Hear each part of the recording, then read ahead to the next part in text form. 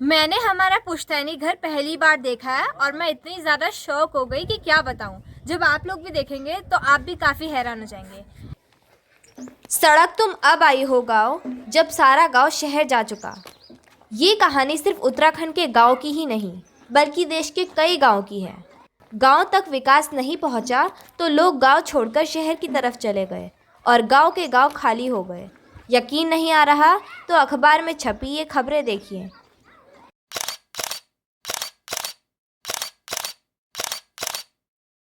Hello friends, आज मैं आपको अपने पुश्तैनी गांव घुमाने लाई हूँ। खैर आजकल तो अभी हम लोग यहाँ नहीं रहते।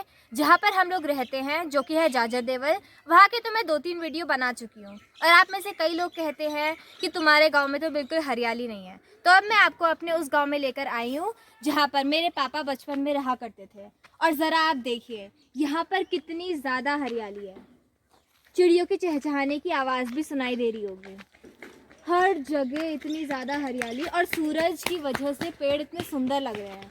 और वहाँ पर भी देखिए, वहाँ पर तो ये शायद से संतरे का पेड़ है या किसका, ये मुझे समझ नहीं आ रहा। माल्टे भी हो सकते हैं, लेकिन देखिए लोगों ने अपने घर में ही उगा रखे हैं इन सबको। और वो देखिए सामने केले का पेड़ भी है। ऐसे ही यहाँ पर लोग अपने घर में काफ़ी सारी फ्रूट्स की फार्मिंग करते हैं।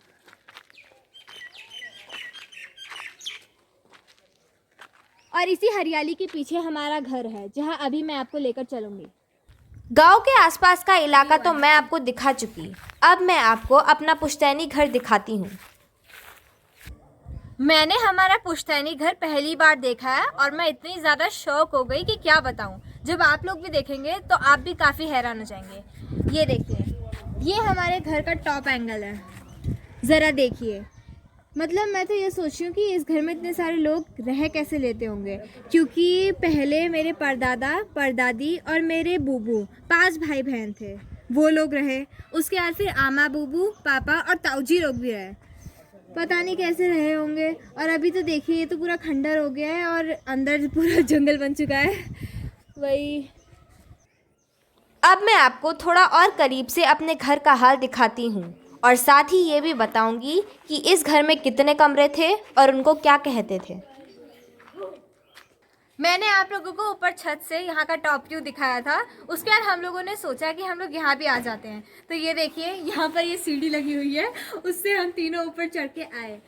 और फिर आप यहाँ देखिए, थोड़ा क्लोज व्यू है यहाँ से। क्या आप यकीन करेंगे कि यहाँ पर 4 कमरे हुआ करते थे। सबसे नीचे तो गोठ, जहाँ पर गाय को बांधते थे और घास रखते थे। उसके आगे दान, जहाँ पर खाना बनता था। फिर उसके ऊपर भितोर, जो समझ लो बेडरूम जैसा हो गया। और फिर हुआ चाक, जो कि हुआ ड्राइंग रूम। मतलब जब मैंने इसे देखा तो मैं तो ये सोच रही थी कि हमारे जो दिल्ली में घर है उसका जो ड्राइंग रूम है वही भी इससे ज़्यादा बड़ा होगा। तो यहाँ पे 4 कमरे कैसे बन गए होंगे और ये सब के सब यहाँ रहे कैसे होंगे। वैसे हकीकत ये भी है कि आज भी कुछ गांव में और शहरों में लोग इतने ही छोटे घरों में रहते हैं। अगर पहले के ज़माने में गरीबी थी तो आज भी गरीबी है। उस ज़माने में तो गरीबी हुआ करती थी, 5 पैसे की वैल्यू भी बहुत ज़्यादा होती थी। इसीलिए उस हिसाब से तो ये घर भी बड़ा ही हुआ। आजकल तो जिनके पास पैसे आने लगे हैं वो तो घर बना ही रहे हैं। हो सकता है कि भविष्य में हम भी इस घर को रेनोवेट करें और रिकंस्ट्रक्ट करें। अरे यार भाई यहाँ कैसे पहुँच गया? यहाँ पे उतनी जगह नहीं है करके वो सीढ़ी से वापस नीचे चला गया था, लेकिन यहाँ कहाँ पहुँचा? अरे वहाँ पर एक होल है, उससे घुस गया। मैं भी यही सोची थी कि फ़ोटो खींचने के लिए कहाँ से जाऊँगी, अब वहीं से ही जाऊँगी। बताओ उतनी सी जगह से घुस गया। हाँ वही, मैं भी आती हूँ। चलो अब वहीं मिलते हैं हम लोग नीचे। वैसे घर भले ही छोटा हो लेकिन आसपास खेलने के लिए बहुत जगह है। उसे देखकर ये तो कहा जा सकता है कि पापा लोगों ने बचपन में खूब मज़े किए होंगे।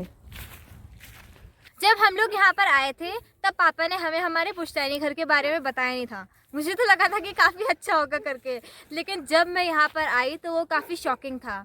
मतलब एक तो घर काफ़ी छोटा था, मैं तो ये सोच रही थी कि 4 लोग उसमें रह कैसे लेते होंगे। और फिर उसके बाद अब तो वो पूरा टूट के खंडर हो चुका है, क्योंकि अगल बगल के घर तो काफ़ी अच्छे थे पर वो टूट चुका था। लेकिन वो सब छोड़िए, ज़रा आस पास की सराउंडिंग्स देखिए, कितनी ज़्यादा हरियाली है। और ये जो आपको इतना ये बड़ा सा खाली मैदान टाइप का दिख रहा है, यहीं पर ही मेरे पापा फुटबॉल भी खेला करते थे और क्रिकेट भी खेला करते थे। अब बच्चों के लिए इतनी जगह तो काफ़ी हुई, क्योंकि जब हम लोग वहाँ पे अपनी गली में खेलते हैं वहाँ पे तो इतना भी नहीं होता, गाड़ियों की वजह से इतनी भी जगह नहीं होती, तो ये तो काफ़ी हुई। और क्रिकेट खेलते समय ये तो पूरा पिच हो गई, ठीक है, वो ये जो है ये तो पूरी पिच हो गई। लेकिन अगर खेलते समय बॉल नीचे चली गई तो पापा बता रहे थे कि नीचे भी फील्डर लगाए रहते थे ताकि वो बॉल ऊपर फेंक सके, तो मज़ा ही आता होगा खेलने के लिए। और ऊपर से नीचे भी एक ग्राउंड आप देख सकते हैं, वहाँ पर भी खाली सा मैदान है, वहाँ पे लोग एक्सरसाइज भी कर रहे हैं अगर आप देख रहे होंगे तो।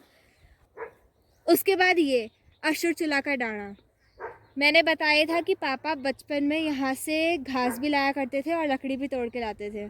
हमने तो काफ़ी बार सोचा था कि हाँ जाएंगे करके, लेकिन दूर से देख के ये कितना बड़ा लगता था। मैं तो ये सोची कि पापा बचपन में इतना चल चल के कैसे जाते होंगे, क्योंकि आमा बता रही थी कि बहुत मदद किया करते थे और रोज़ रोज़ जाया करते थे। गांव की यही खासियत होती है कि खेलने के लिए चारों तरफ काफ़ी खाली ज़मीन होती है। एक ग्राउंड मैं आपको दिखा चुकी, अब दूसरा ग्राउंड भी दिखाती हूँ। आप मेरे पीछे देख सकते हैं, वहाँ पर एक ग्रुप क्रिकेट खेल रहा है और एक ग्रुप फुटबॉल खेल रहा है। इस जगह का नाम है नौला खुली। यहाँ पर ऐसे ही सीढ़ीदार खेत होते हैं और इधर ही बच्चे खेल रहे होते हैं। जब मेरे पापा भी मेरे भाई की उम्र के थे तब वो भी इधर ही आकर क्रिकेट खेला करते थे। उन्होंने हमें ऐसे बहुत सारे किस्से तो सुनाए थे, लेकिन आज हमने वो जगह भी देख ली जहाँ पर वो क्रिकेट खेलने आया करते थे अपने दोस्तों के साथ। अरे पकड़ना फिर। इस जगह का नाम नौला खोली इसलिए पड़ा क्योंकि यहाँ पर एक नौला है। नौला यानी वो जगह जहाँ से गांव के लोग पानी भरते हैं। अरे ये देखिए, इसे कहते हैं नौला। देखिए यहाँ पर कितना सारा पानी है। हालांकि ये पानी थोड़ा गंदा है, आप देख सकते हैं थोड़ा काला काला हो रखा है। इसे देख के मुझे ये लग रहा है कि शायद से सिर्फ कपड़े धोने के लिए और नहाने के लिए ही पानी ले जाते हैं। पहले तो हर काम के लिए नौले का पानी ही यूज़ होता था, जैसे कि नहाना हो, कपड़े धोना हो, और फिर मस्ती करने भी आते थे कभी कभार यहाँ पर बच्चे, और पीने का पानी भी यहीं से ही ले जाते थे। लेकिन अब ये थोड़ा गंदा हो रखा है, तो मेरे हिसाब से पीने का पानी तो अब यहाँ से नहीं ले जाते हैं।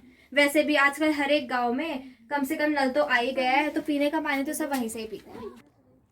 वैसे इस गांव में सिर्फ हमारा ही नहीं बल्कि कई और घर भी खंडर हो रखे हैं। जैसे कि इस मकान को ही देख लीजिए, इतना बड़ा घर है, वो भी रोड के बिल्कुल किनारे, फिर भी इस तरह उजाड़ हो रखा है। यह रोड काफ़ी साल बाद बनी, तो हो सकता है हम अपने पुश्तैनी घर को एक बार रिकंस्ट्रक्ट कर लें। जो कहानी इस घर की है वही दर्द उत्तराखंड के काफ़ी सारे घरों का है। लोग पलायन करते जा रहे हैं, जिस वजह से वो अपने घरों को ऐसे ही छोड़ के जा रहे हैं और कोई देखभाल करने वाला नहीं है, तो घर खंडर बनते जा रहे हैं। मैंने आपको दिखाया था कि हम रोड से चलते हुए आ रहे थे, तो वो रोड काफ़ी अच्छी बन चुकी है, इसलिए हो सकता है कि भविष्य में हम इस घर को रिकंस्ट्रक्ट करें। लेकिन यही हाल उत्तराखंड के बहुत सारे घरों का हुआ रहता है और यही दर्द उत्तराखंड का है। आप लोग क्या सोचते हैं इस बारे में? अपनी राय कमेंट बॉक्स के थ्रू ज़रूर लिखें। वीडियो पसंद आए तो वीडियो को लाइक एंड शेयर करें, चैनल को सब्सक्राइब करें, साथ ही बेल आइकन प्रेस करके ऑल नोटिफिकेशन ऑन करना ना भूलें। Thanks for watching.